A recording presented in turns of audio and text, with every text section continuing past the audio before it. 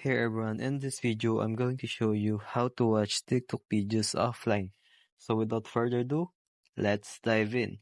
So first of all, open your TikTok app and go to your profile section. Then tap the three lines in the upper right corner.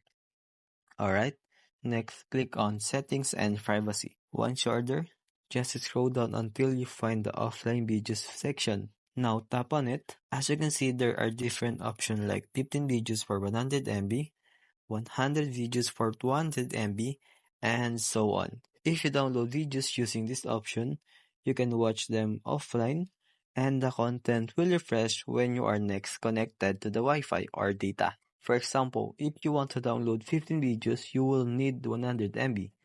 Just click on download and wait for it.